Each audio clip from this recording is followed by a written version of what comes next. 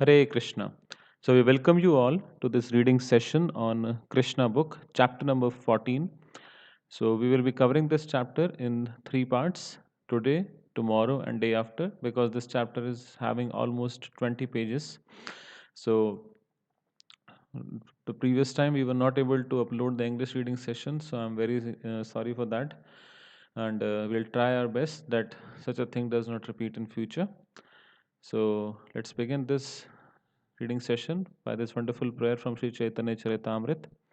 Krishna, Krishna, Krishna, Krishna, Krishna, Krishna, Krishna, He. Krishna, Krishna, Krishna, Krishna, Krishna, Krishna, Krishna, He. Krishna, Krishna, Krishna, Krishna, Krishna, Krishna, Rakshama. Krishna, Krishna, Krishna, Krishna, Krishna, Krishna, Pahi Mam. Ram Raghav, Ram Raghav, Ram Raghav, Rakshama.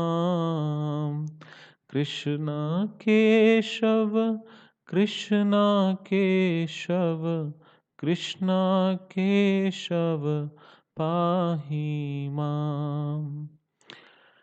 Shri Prabhupada's Pranam Mantra. Nama Om Vishnupadaya Krishna Pristhaya Bhutale Srimate Bhakti Vedanta Swamin Iti Namine Namaste Saraswate Deve Gauravani Pracharine Nirvishesha Shunyavadi Paschatya Desha Tarine Hare Krishna Hare Krishna Krishna Krishna Hare Hare Hare Rama Rama Rama Hare Hare.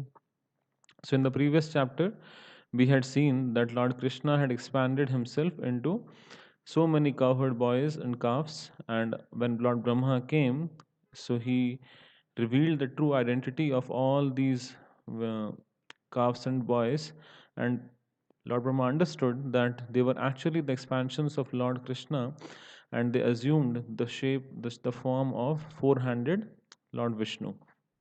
So now Brahma felt repentant on his mistake, what he did, and today we will see that what prayers did he offer to Lord Krishna. And these are very wonderful prayers, they are very philosophical, but yet they help us to understand the Siddhanta, the philosophy of Krishna consciousness in great detail. So let's begin this chapter, which is entitled Prayers Offered by Lord Brahma to Lord Krishna. Brahma said, My dear Lord, you are the only worshipable Supreme Lord, the personality of Godhead. Therefore, I am offering my humble obeisances and prayers just to please you. Your bodily features are of the color of clouds filled with water. You are glittering with the silver electric aura emanating from your yellow garments. Let me offer my respectful repeated obeisances unto the son of Maharaj Nanda, who is standing before me with conch shell earrings and a peacock feather on his head. His face is beautiful, he is wearing a helmet and is garlanded by forest flowers. He stands with a morsel of food in his hand. He is decorated with a cane, a buffalo horn bugle, and a flute. He stands before me with small lotus feet. So we see this description of Lord Krishna in this photograph where Brahmaji is praying that what kind of equipment or how Lord Krishna is appearing to be. He has a bugle horn, he has his stick, he has his flute, peacock feather. His earrings are in the shape of a shark shaped earrings. We had also learned the same in when we had read the Damodara Ashtakam. Lasat Kundalam. So these are shark-shaped earrings, which are specifically the feature of Lord Krishna's earrings. Or sorry, here it's said conch shell earrings. So basically, it's the same shape. A tapered conch shell or shark-shaped earrings is the feature of the earrings worn by Lord Krishna. So, my dear Lord, people may say that I am the master of all Vedic knowledge and I am supposed to be the creator of this universe, but it has been proved now that I cannot understand you. You are present before me just like a child. You are playing with your boyfriends and calves, which might imply that you do not have sufficient education. You are appearing just like a village boy, carrying your food in your hand and searching for your calves. And yet, there is so much difference between your body and mine that I cannot estimate the potency of your body. As I have already stated in the Brahma Samhita, your body is not material. So, Lord Verma is saying that anybody can misunderstand you very easily. Even I could not understand you. How? Because you are acting just like a village boy, and it seems that you don't have even sufficient education. You are carrying food in your hand, so it is generally the royal class of people or the intelligentsia class of people don't appear to do such things. But Lord Brahma is telling that it is very misleading. The nature of your pastimes, anybody can misunderstand you. In the Brahma Samhita, it is said that the body of the Lord is all spiritual. There is no difference between the Lord's body and his self. Each limb of his body can perform the actions of all the others. The Lord can see with his hands, he can hear with his eyes, he can accept offerings with his legs, and he can create with his mouth. So, angani yasya sakalendriya vritti manti, that all his senses are completely powerful as each other. That's what Lord Brahma is telling, that his all his indriya means all his senses, all his body parts are, first of all, they are spiritual. There is no difference between the Lord's body and the self. If we see our body our body and the soul, that is, we ourselves are different from the body, but this is not the same with Lord. The Lord's body is Satchidananda Rupaha, and he can even eat with his eyes. He can, as we offer Lord bhoga or food, any food stuff, so Lord does not have to eat like a normal human being eats, but rather he can even see and eat, right? So he is so powerful. Brahma continued, your appearance as a cowherd child is for the benefit of the devotees, and although I have committed an offense at your lotus feet by stealing away your boys and calves, I can understand that you have bestowed your mercy upon me. That is your transcendental quality. You are very affectionate towards your devotees, but in spite of your great affection for me, I cannot estimate the potency of your bodily activities. It is to be understood that when I, Lord Brahma, the Supreme Personality of Universe, so it's very clear here, Lord Brahma, the Supreme Personality of this universe, cannot estimate the childlike body of the Supreme Personality of Godhead, then what to speak of others?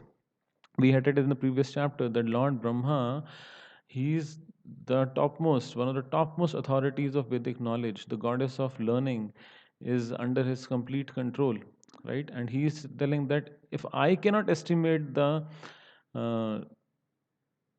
estimate the childlike body of the Supreme Personality of Godhead.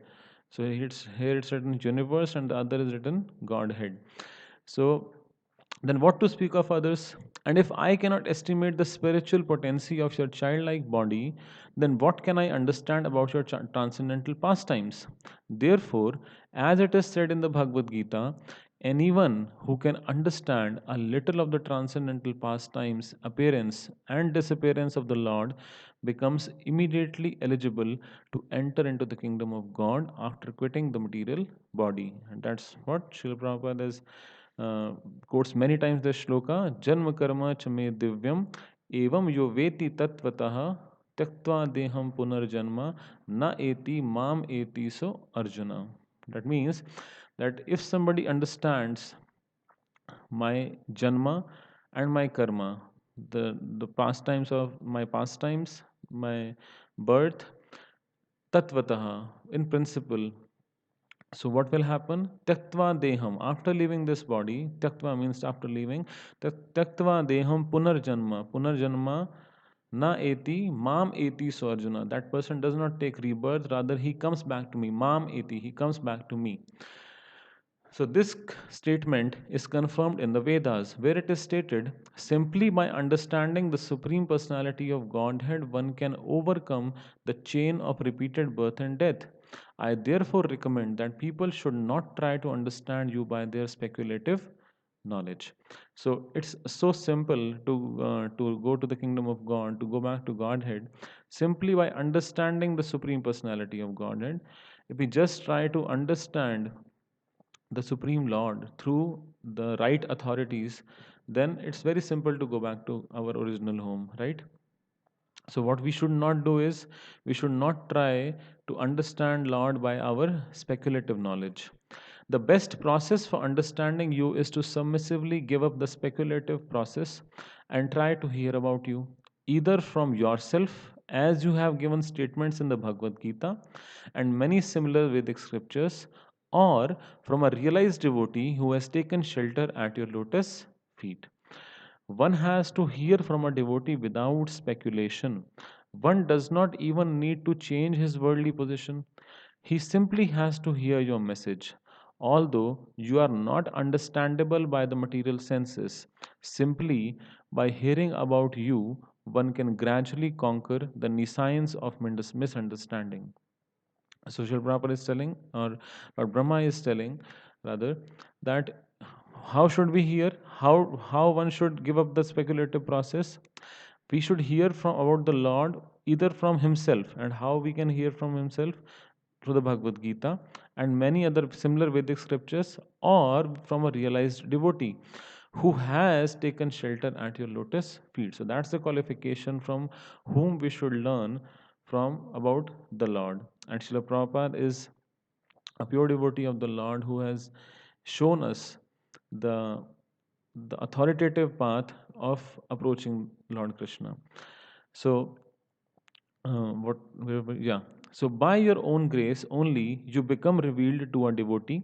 You are conquerable by you are unconquerable by any other means. Speculative knowledge without any trace of devotional service is simply a useless waste of time in search of you. Devotional service is so important that even a little attempt can raise one to the highest professional platform. One should not therefore neglect this auspicious process of devotional service and take to the speculative method. By the speculative method, one may gain partial knowledge of your cosmic manifestation, but it is not possible to understand you, the origin of everything.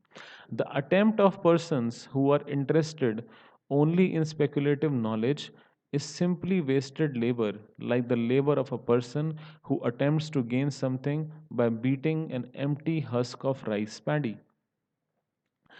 So, Sri Prabhupada is very clearly delineating that how devotional service is much more superior than the speculative path. So, one method is that we try to understand God by the speculative path, that the God might be like this, God might be like that. It's just speculation based on observations, based on hypothesis. Then there is some inferences, then there is some conclusion. That's an ordinary way of working. That's the way how material science works. But when it comes to devotional service, when it comes to Vedic knowledge, it's a process of descending knowledge. We don't ascend. Rather, the knowledge descends from the superior Vedic authority to us. So otherwise, what Lord Brahma is telling, that if somebody is attempting or he is interested only in speculative knowledge, then it is just like you are beating an empty husk of rice paddy, right? So a little quantity of paddy can be husked by the grinding wheel, and one can gain some grains of rice. But if the skin of the paddy has already been beaten by the grinding wheel, there is no further gain in beating even a huge quantity of husk. So it is simply useless labor. So even if we keep beating the rice paddy from which the rice has already been removed, then there is no benefit. It is simply useless labor. Uh, Therefore, Lord Brahma is very clearly telling that devotional service is much more superior, because what did he say? That devotional service is so important that even a little attempt, right? Even a little attempt can raise one to the highest professional platform. Swa alpam api dharmasya trayate mahato bhayat. So it can raise one to the highest devotional professional stage. Even a little attempt can do that. My dear Lord, there are many instances in the history of human society where a person, after failing to achieve the transcendental platform, engaged himself in devotional service with his body, mind, and words, and thus attained the highest perfectional stage of entering into your abode. The processes of understanding you by speculation or mystic meditation are all useless without devotional service. One should therefore engage himself in your devotional service even in his worldly activities. And one should always keep himself near you by the process of hearing and chanting. So, Brahma is telling that how one should conduct his life, that even if one is engaged in worldly activities, still one should keep himself near you. And how to keep near the Lord? By the process of hearing and chanting your transcendental glories. As we read Krishna book, so we are reading, when we are, in one sense, we are reading or hearing the glories of the Lord. And then what we can do, if we find some family member, some friend to whom we can describe a little bit, or even we can sit ourselves and meditate on it, or think over it again. So that is, we can always keep himself near to the Lord. Simply by being attached to hearing and chanting your glories, one can attain the highest professional stage of entering into your kingdom. So it's so easy. Simply by being attached to hearing and chanting. So we always have an opportunity that what we can choose. If we have free time, so what do ordinary people do? They open YouTube, or they may open Amazon Prime Video, Hotstar VIP, or Netflix, so many other things which are online streaming platforms. So what we do in our free time, right, that determines our attachment. If our attachment is towards the Supreme Lord, then we would love to hear about him, right? But if our attachment is not present in the pastimes of the Lord, whenever we get free time, our mind will sway us towards useless labor, right? So therefore, Lord Brahma is very clearly saying, simply by being attached to hearing and chanting your glories, one can attain the highest professional stage of entering into your kingdom. If a person therefore always keeps in touch with you by hearing and chanting your glories, and offers the result of his work for your satisfaction only, he very easily and happily attains entrance into your supreme abode. You are realizable by persons who have cleansed their heart of all contamination. This cleansing of the heart is made possible by chanting and hearing the glories of your Lordship. So I think we had read in one of the previous chapters that the process of cleansing of the heart, it was chapter number 11, that the process of cleansing of the heart is Shravana. When we hear about the glories of the Lord, it cleanses the heart. The Lord is all pervading. As it is stated by Lord Krishna in the Bhagavad Gita, everything is sustained by me, but at the same time, I am not in everything. Since the Lord is all pervading, there is nothing existing without His knowledge. The all pervasive nature of the Supreme Personality of Godhead can never be within the limited knowledge of a living entity. Therefore, a person who has attained steadiness of mind by fixing the mind on the lotus feet of the Lord is able to understand the Supreme Lord to some extent. So, first of all, Lord Brahma is saying that the all pervasive nature of the Supreme Lord can never be within the limited knowledge of a living entity. No living entity can understand the true nature, the completely understand, because we always have very limited knowledge, right? But still, if somebody who has attained steadiness of his mind, not by any other artificial means, but by fixing the mind on the lotus feet of the Lord, he can understand the Supreme Lord to some extent. To some extent, to the extent that Lord wants to reveal himself. It is the business of the mind to wander over varied subject matters for sense gratification. Therefore, only a person who always engages the senses in the service of the Lord can control the mind and be fixed at the lotus feet of the Lord. This concentration of the mind upon the lotus feet of the Lord is called samadhi. Until one reaches the stage of samadhi or trance, he cannot understand the nature of the Supreme Personality of Godhead. So it's a very clear definition about samadhi. So many people say that some such and such person is in samadhi. But true samadhi refers to what? When a person concentrates his mind completely on the lotus feet of the Lord, that is called samadhi, and that's the perfection of yoga. If we study yoga, yoga has Ashtanga yoga, it has 8 sections, and the yam, niyam, asan, pratyahar, pranayam. So, this way, there are 8 sections, and the highest stage is called samadhi. Until one reaches the stage of samadhi or trance, he cannot understand the nature of the Supreme Personality of Godhead. There may be some philosophers or scientists who can study the cosmic nature from atom to atom. They may be so advanced that they can count the atomic composition of the cosmic atmosphere, or all the planets and stars in the sky, or even the shining molecular particles of the sun or of the stars and the other luminaries in the sky. But it is not possible to count the qualities of the Supreme Personality of Godhead. So, Lord Srila Prabhupada is saying that people, they might become so advanced that they can count even number of stars. So it's always an approximation which we have, right?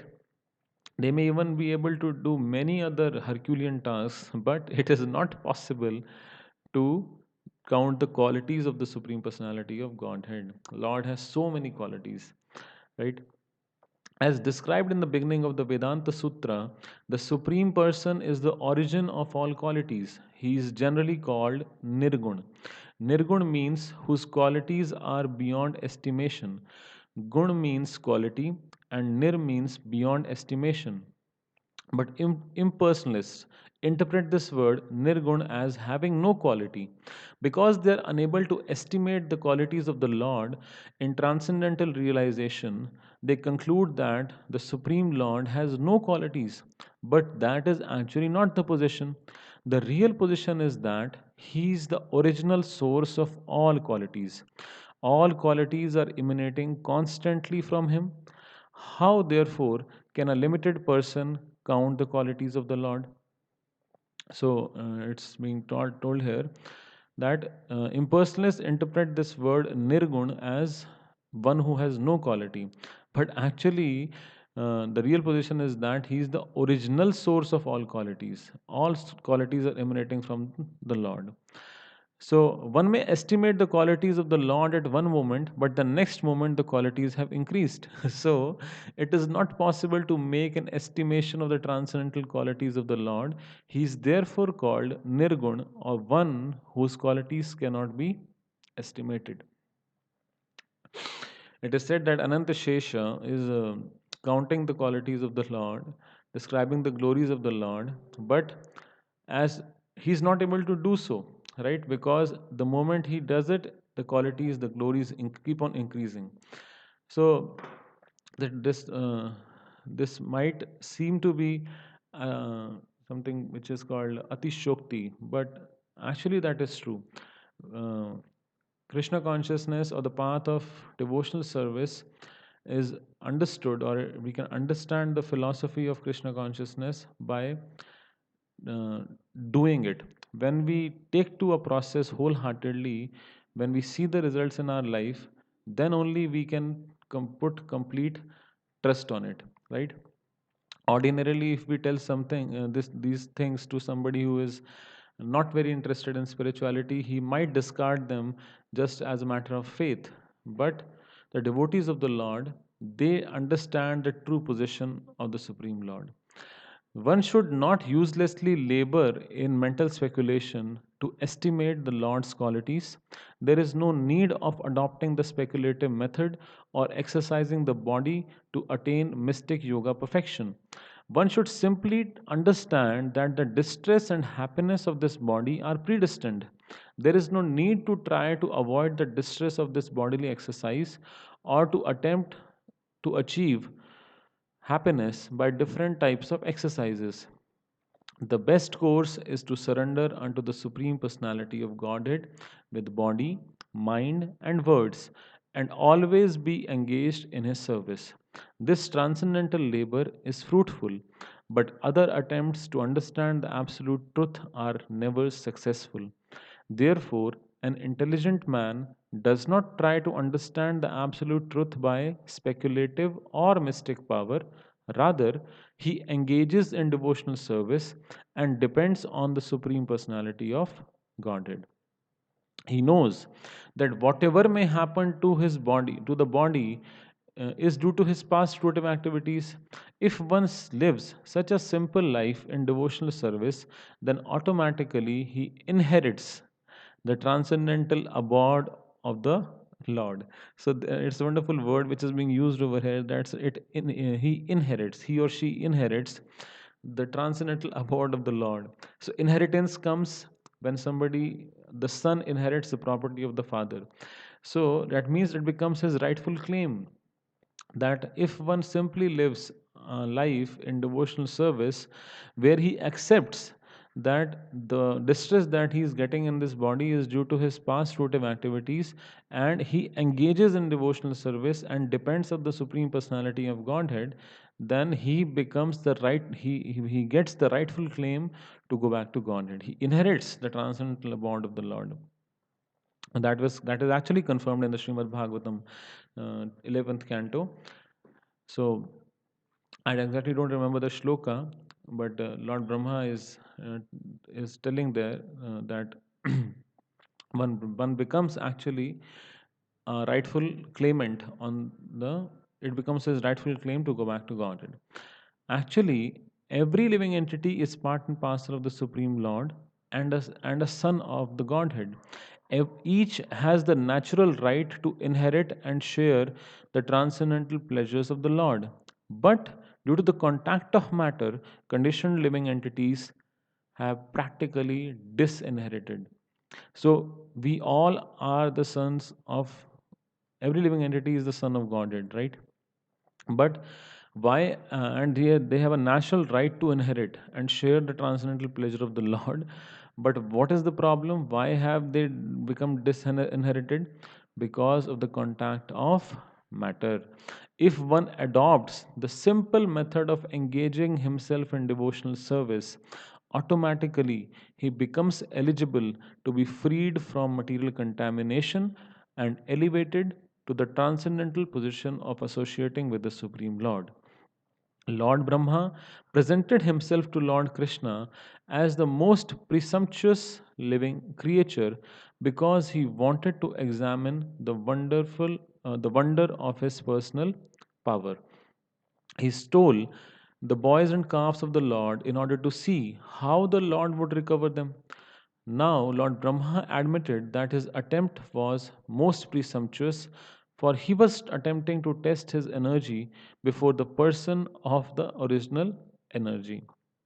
Coming to his senses, Lord Brahma saw that although he was a very powerful living creature in the estimation of all other living creatures within this material world, his power was nothing in comparison to the power and energy of the Supreme Personality of Godhead. The scientists of the material world have invented wonders such as atomic weapons, and when tested in a city or some insignificant place on this planet, such powerful weapons create so called havoc. But if the atomic weapons are tested on the sun, what is their significance? they are insignificant there. Similarly, Brahma's stealing of the calves and boys from Sri Krishna may be a wonderful display of mystic power. But when Sri Krishna exhibited his expansive power in so many calves and boys and maintained them without effort, Brahma could understand that his own power was insignificant. So, as we had discussed in the previous chapter also, that Lord Brahma's mystic power seemed to be just like a glowworm in the sun, right? The glowworm seems to be having little effect in the night, but when if you see the glowworm in the sun, you will not realize that it is having any illumination. And similarly, Srila Prabhupada also gave an example of snow which shines in the day, but actually it is just reflecting the illumination of the sun. So Lord Brahma could easily understand that his power in front of the Supreme Lord is insignificant. Brahma addressed Lord Krishna as Achyuta because we have often heard this word Achyutam, Keshavam, Krishna Damodaram. It's a very famous song. Brahma addressed Lord Krishna as Achyuta because the Lord is never forgetful of a little service rendered by his devotee. He is so kind and affectionate toward his devotees that a little service by them is accepted by him as a great deal. Brahma has certainly rendered much service to the Lord. As the Supreme Personality in charge of this particular universe, he is without a doubt a faithful servant of Krishna. Therefore, he could appease Krishna. He asked that the Lord understand him as a subordinate servant whose little mistake and impudence might be excused. So Lord Brahma is taking care, he is kind of an administrator in the government of the Supreme Lord, and he is taking responsibility of managing the affairs of this universe. Therefore, he requested the Lord that please accept him as a subordinate servant, and you can forgive his little mistake, and his impudence might be excused. He admitted that he was puffed up by his powerful position as Lord Brahma, because he is the qualitative incarnation of the mode of passion within this material world. This was natural for him, and therefore he committed the mistake. But Lord Brahma hoped that since he was, after all, Lord Krishna's subordinate, the Lord would kindly take compassion upon him and excuse him for his gross mistake. So Lord is called Bhakta Vatsalaha. So he always is deeply compassionate upon his devotees. Lord Brahma realized his actual position. He is certainly the supreme teacher of this universe, in charge of the production of material nature, consisting of the complete material energy, false ego, sky, air, fire, water, and earth. Such a universe may be gigantic, but it can be measured, just as we can measure our body as seven spans. Generally, everyone's personal bodily measurement is calculated to be the seven spans of his hand. This particular universe may appear as a very gigantic body, but it is nothing but the measurement of seven spans for Lord Brahma. So, in the previous, it was told that Lord Brahma actually became puffed up. He admitted that he was puffed up by his powerful position as Lord Brahma, and now he actually realizes actual position. So this material world, this material energy is made up of false ego, sky, fire, water, earth. So there are basically eight elements which are part of the material energy which formed. So we have often heard these three names, five names: earth, water, fire, air, ether. But there are three more entities which are actually called the mind, intelligence, and false ego. So there are different coverings of the same in this material world. And maybe in some other session we might discuss it in more detail. So it's said that the body of anybody is generally equal to the seven spans of the hand.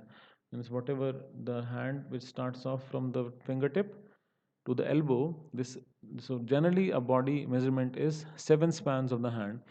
And that's what Srila Prabhupada is explaining, that this particular universe may be appear to be very gigantic, but actually it is simply seven spans of Lord Brahma's body.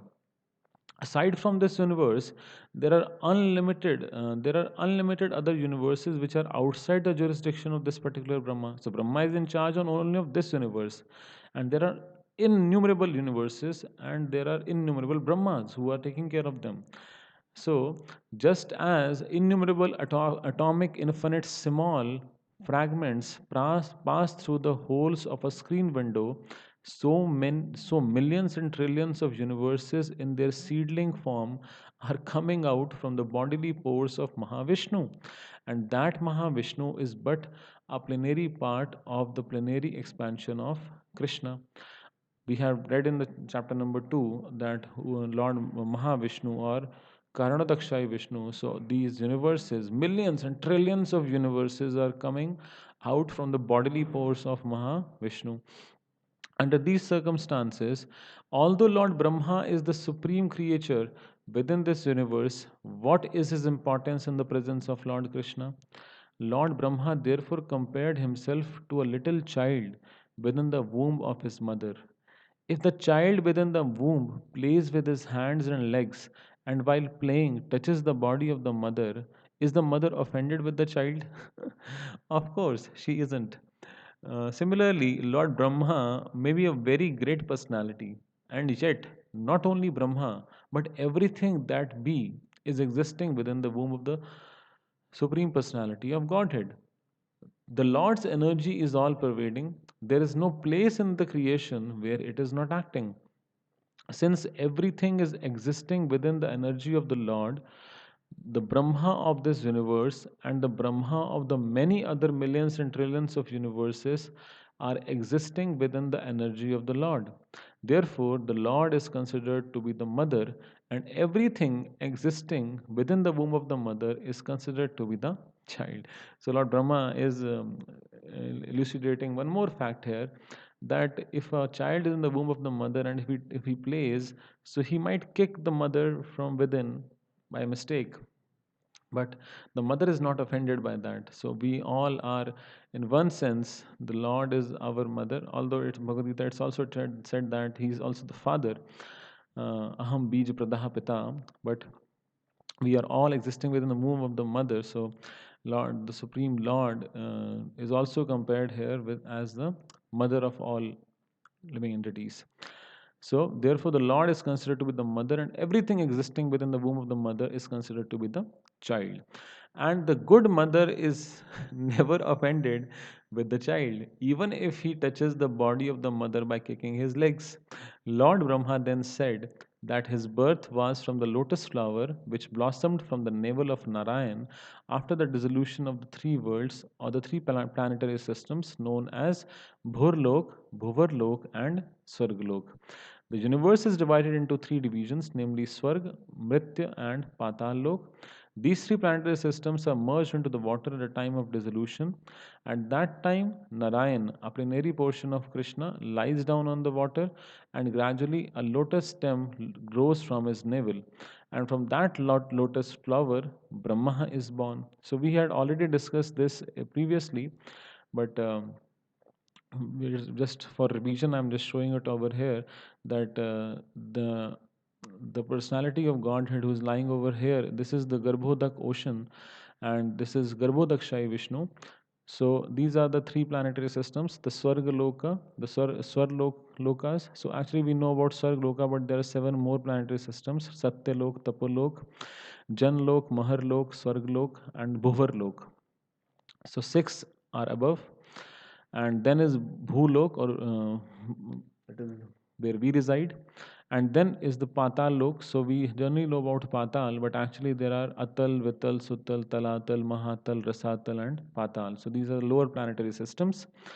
So this is where Lord Brahma is actually takes birth. So this is the navel of Garbhodakshayi Vishnu.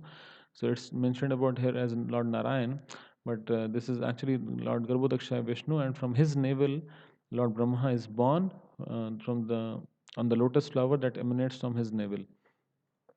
So at that time, it is naturally concluded that the mother of Brahma is Narayan, because the Lord is the resting place of all living entities after the dissolution of this universe. He is called Narayan. The word Nar means aggregate of all living entities, and Ayan means the resting place. The form of Garbhodakshaya Vishnu is called Narayan because he rests himself on that water. In addition, he is the resting place of all living creatures. So, Narayan means one who is Nar means Nar means the aggregate. Nar means a person, an individual. Nar means all the living entities. And Ayan means resting place. So, one who is the resting place of all living creatures. Besides that, Narayan is also present in everyone's heart as confirmed in the Bhagavad Gita. In that sense, also, the Lord is Narayan, as Ayan means the source of knowledge as well as the resting place. So, there are two meanings to Ayan. One is the source of knowledge, and the other is resting place. It is also confirmed in the Bhagavad Gita that the remembrance of the living entity is due to the presence of the supreme, to the super soul within the heart. So Ayan means he is the source of knowledge. So Lord Krishna confirms the same in the Bhagavad Gita that matta jnanam apohanam cha. From me comes forgetfulness, remembrance, and knowledge. So matta shratam jnanam from me comes, okay, I don't remember the shloka exactly, but a little bit of that. So due to the presence of the super soul within the heart, after changing the body, a living creature forgets everything of his past life. But because Narayan, the super soul, is present within the heart, he is reminded by him to act according to his past desire. Once the body changes, the data is lost. But super soul in his heart tells him that, see, this is the reason you got this body. These many desires were remaining, you wanted to fulfill them. Now you have been given a chance, because the nature of the desires one person carries during his lifetime, and especially at the time of death, according to that he is given his next body. But a living entity forgets it, right? The super soul gives him remembrance that you had such and such desire. Now you have the facility. Now you try to complete it. Now you try to become happy. But after doing all these things, when the living entity finally gets frustrated that I am really not able to get happiness in this material world, then he turns to the Supreme Lord. So, after changing the body, a living entity forgets everything of his past life, but because Narayan, the super soul, is present within his heart, he is reminded by him to act according to his past desire. Lord Brahma wanted to prove that Krishna is the original Narayan, that he is the source of Narayan, and that Narayan is not an exhibition of the external energy, Maya, but is an expansion of the spiritual energy. The activities of the external energy or Maya are exhibited after the creation of this cosmic world, and the original spiritual energy of Narayan was acting before the creation. So the expansions of Narayan, from Narayan to Karanodakshaya Vishnu, from Karanodakshaya Vishnu to Garbhodakshaya Vishnu, from Garbhodakshaya Vishnu to Shirodakshaya Vishnu, and from Shirodakshaya Vishnu to everyone's heart, are actually Krishna's expansions, manifestation of his spiritual energy. They are not conducted by the material energy, therefore, they are not temporary. Anything conducted by the material energy is temporary, but everything conducted by the spiritual energy is eternal. So, we will stop here, and we'll stop our discussion for today here, and we'll be beginning our discussion from this point tomorrow. So, please do join us tomorrow for our reading session. So, thank you very much. Hare Krishna. Srila Prabhupada ki jai. Ananta Koti Vaishnav Vrinda ki jai. Nitai Gaur Premanande.